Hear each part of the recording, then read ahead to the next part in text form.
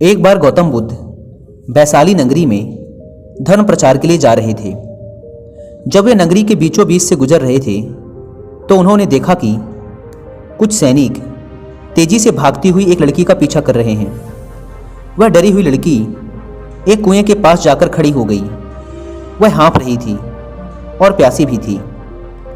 बुद्ध ने उस बालिका को अपने पास बुलाया और कहा कि वह उनके लिए कुएं से पानी निकाले, स्वयं भी पिए और उन्हें भी पिलाए। इतनी देर में सैनिक भी वहां पहुंच गए। बुद्ध ने उन सैनिकों को हाथ के संकेत से रुकने को कहा। उनकी बात पर वह कन्या कुछ झेपती हुई बोली, महाराज, मैं एक अछूत कन्या हूं।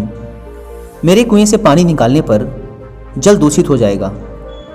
बुद्ध ने उससे फिर कहा, पुत्री, बहुत जोर की प्यास लगी है, पहले तुम पानी पिलाओ। इतने में वैशाली के राजा भी वहां आ पहुंचे।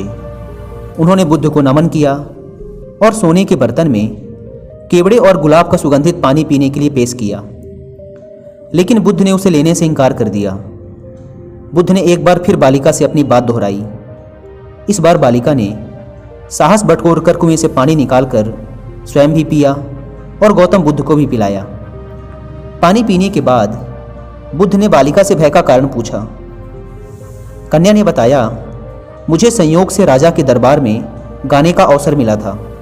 राजा ने मेरा गीत सुन मुझे अपने गले की माला पुरस्कार में दी, लेकिन उन्हें किसी ने बताया कि मैं एक अछूत कन्या हूँ। यह जानते ही उन्होंने अपने सैनिकों को मुझे कैद खाने में डाल देने का आदेश दिया।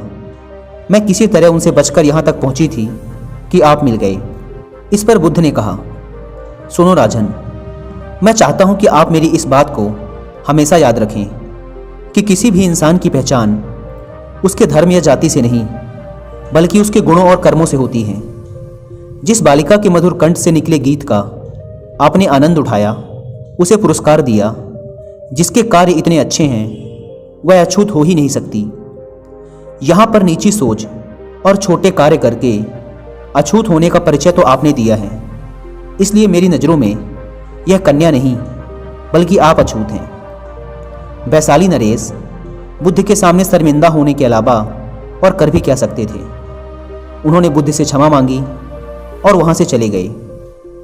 तो दोस्तों, इस कहानी की शिक्षा यही है कि कोई भी इंसान अपने कार्यों और विचारों से बड़ा बनता है, अपने धर्म या जाति से नहीं।